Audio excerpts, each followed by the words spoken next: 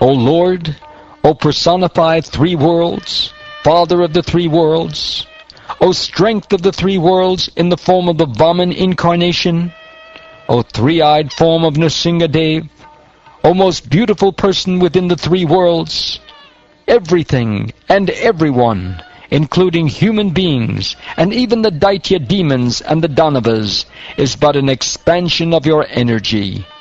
O supremely powerful one, you have always appeared in your forms as the various incarnations to punish the demons as soon as they become very powerful. You appear as Lord Vamanadev, Lord Ram, and Lord Krishna.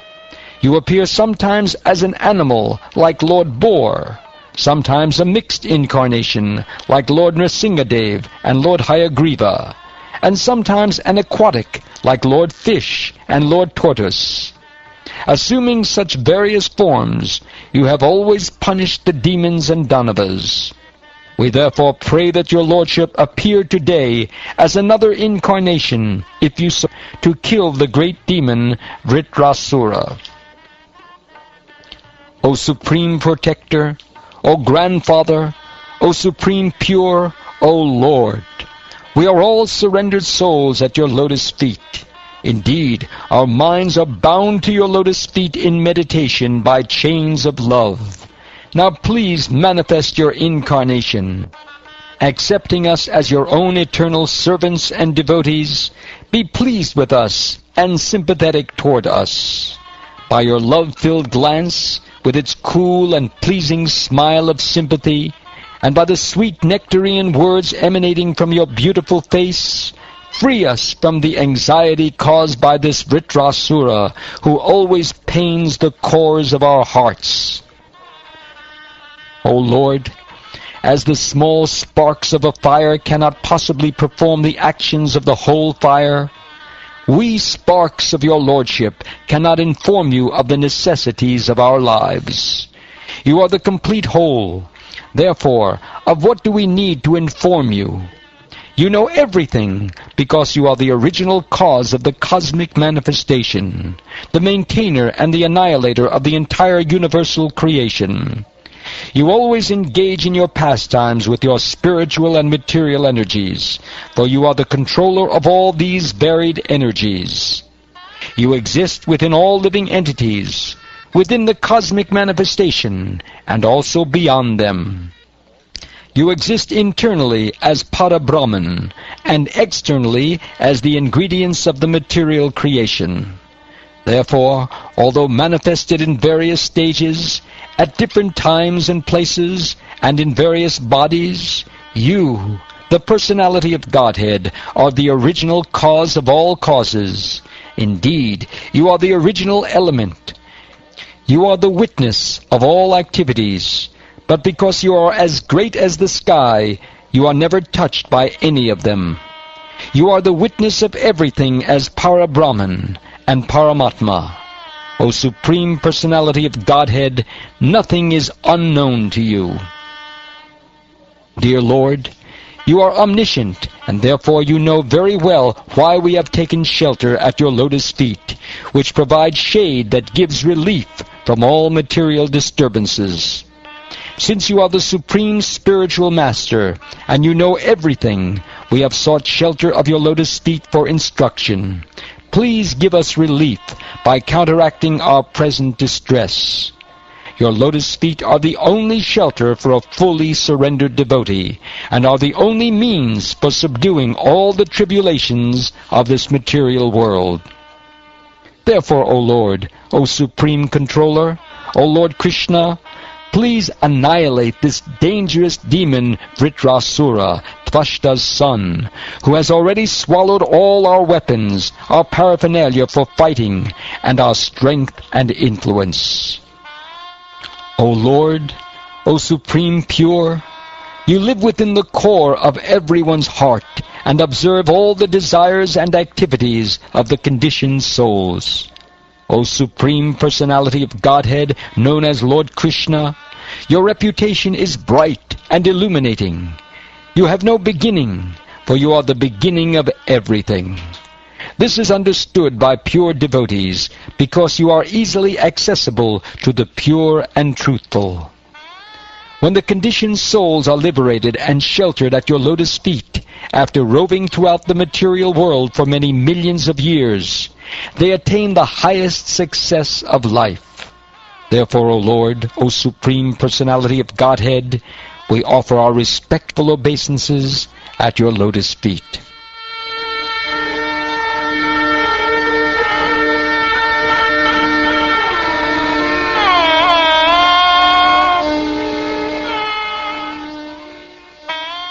Sri Shukdev Goswami continued, O King Pariksit, when the demigods offered the Lord their sincere prayers in this way, the Lord listened by his causeless mercy.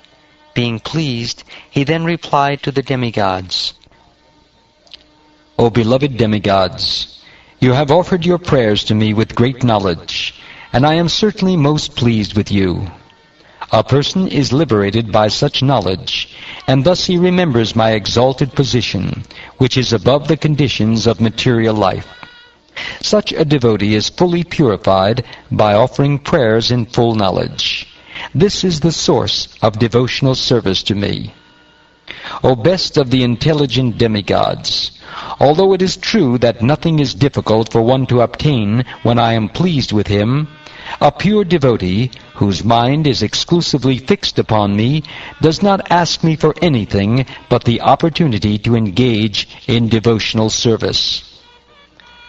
Those who think material assets to be everything, or to be the ultimate goal of life, are called misers or kripanas. They do not know the ultimate necessity of the soul. Moreover, if one awards that which is desired by such fools, he must also be considered foolish. A pure devotee who is fully accomplished in the science of devotional service will never instruct a foolish person to engage in fruitive activities for material enjoyment, not to speak of helping him in such activities. Such a devotee is like an experienced physician who never encourages a patient to eat food injurious to his health, even if the patient desires it. O Bhagavan, or Indra, all good fortune unto you. I advise you to approach the exalted saint Dadyansha. He has become very accomplished in knowledge, vows, and austerities, and his body is very strong. Go ask him for his body without delay. That saintly Dadyansha, who is also known as Dadichi, personally assimilated the spiritual science and then delivered it to the Ashvini Kumaras. It is said that Dadyansha gave the mantras to the head of a horse. Therefore, the mantras are called Ashvashira. After obtaining the mantras of spiritual science from Dadichi, the Ashvini Kumaras became Jivan Mukta, liberated even in this life. Dadyansha's invincible protective covering, known as the Narayana Kavacha, was given to Tvashta, who delivered it to his son Vishvarupa, from whom you have received it. Because of this Narayan Kavacha, Dadichi's body is now very strong. You should therefore beg him for his body. When the Ashvini Kumaras beg for Dadyansha's body on your behalf, he will surely give it because of affection. Do not doubt this, for Dadyansha is very experienced in religious understanding. When Dadyansha awards you his body, Vishvakarma will prepare a thunderbolt from his bones. This thunderbolt will certainly kill Vritrasura, because it will be invested with my power. When Vritrasura is killed because of my spiritual strength, you will regain your strength, weapons, and wealth. Thus there will be all good fortune for all of you. Although Vritrasura can destroy all the three worlds, do not fear that he will harm you. He is also a devotee and will never be envious of you.